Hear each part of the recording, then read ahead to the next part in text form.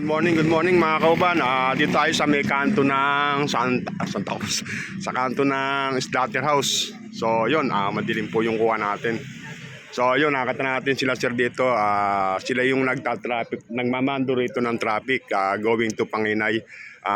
So, yun, ina-hold nila yung mga sasakyan na pupunta ng Panginay. Pinapadaan po nila yung sasakyan sa may tuktukan kung ikaw po ay papunta ng Bulacan. So, yun po yung alternate route na papuntang Bulacan. Yun. Pakadilim po rito sa dilim po ng camera ko. So, yun. So, yun, morning mga kauban. Time check 7:26 ng umaga, Martes. January 13 mga kauban. Kung mapapansin nyo, napakadalang po ng sasakyan ngayon dito sa may going to Panginay tsaka papuntang bayan sa may Barangay Wawa. So dito nag-alternate na sila dito sa may parting kaliwa. Yan, sa may kaliwa. So dahil ko nga po sinarado dito, temporary close po tayo rito sa may going to Panginay, Bulacan. Yan, dito sa may papuntang Matadero, sa may diretso ng Bulacan. Sarado po. Kung napapansin nyo, papuntang Panginay po, wala pong dumadaan. So dahil nga po ginagawa po yung karsada ron sa may parting Celia, binubuhusan. Yon, para na rin po sa yung tuloy ng kotse. Para na rin po dun sa mga mamamayan ng barangay ng Panginay para maganda na po yung maging daanan nila doon. So, yon, binubuhusan na po ngayon yung karsada ron mga kauban.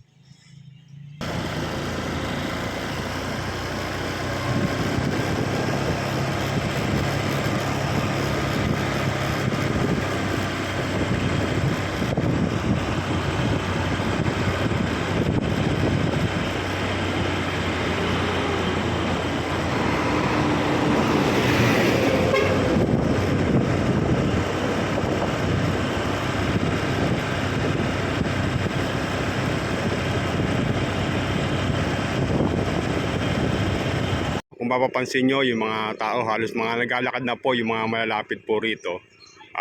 Naglalakad po sila papuntang bayan para doon na siguro sila sumakay. So dahil nga po sarado na yung karsada. Ayan, lapitan po natin yon. Bali buuan ang ginawang buhos dito mga kauban.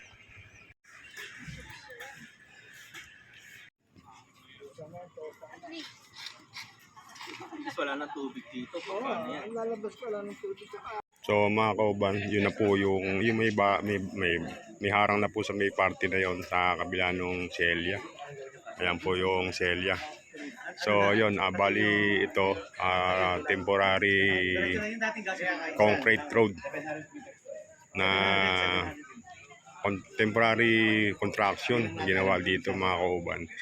So to makikita nyo po yung mga kanal, inalis po yung mga takip dito para, so yun, alam ko nililinis nila to para yung tubig hindi sumampad sa may karsada.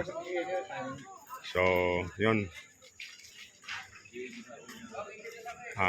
ginawa na po sa mga taga barangay Panginay pag ito po ay natapos na. So pansamantala yung mga tao dumadaan dito sa may gilid. Yan, maluwag naman po yung gilid nila. So yun, buo na ang ginawang pagsasemento rito. Yan. Di ba yung dating ginawa? So yun,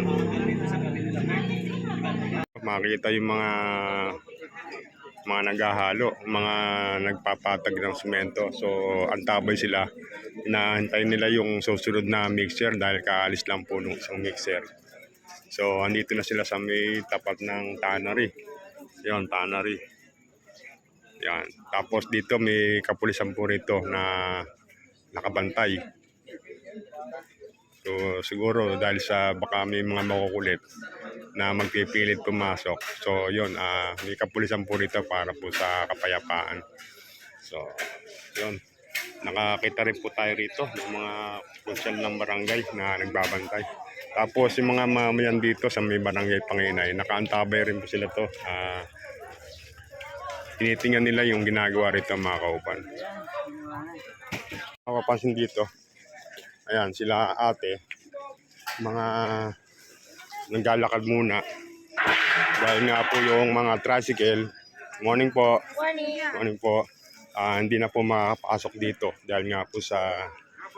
Ay sir, morning po. Mayor doon. Ay, hindi ko napansin. Hindi sa kanya, eh. Andyan ba? Baka nandyan. Dahil nga po sa... ito, yung ginagawa nga po yung karsada. So, yun, binigyan ng solusyon para po maluwag na makabiyahe yung mga sasakyan. So, pag nangyari ito, siguro baka ipagbawal po yung mga truck dahil manipis lang muna po yung ginawang halo rito ng semento. Bibiyakin lang ito ng mga truck. So, siguro dito po pwede rito. Yan, mga single, mga tricycle, 4 wheels na magagaan. Yun lang muna po siguro yung pwedeng pumasok dito sa ginagawang karsada. Dito sa may parting Panginay, mga kauban. So, wala namang high tide ngayon dahil kung mapapansin nyo, yung mga kanal, yung mga takip, wala naman pong tubig. Alis pantay lang po sa may takip. So, yun, siguro hanggang dito na lang muna. Bye-bye, God bless. Sana matapos na rin po to.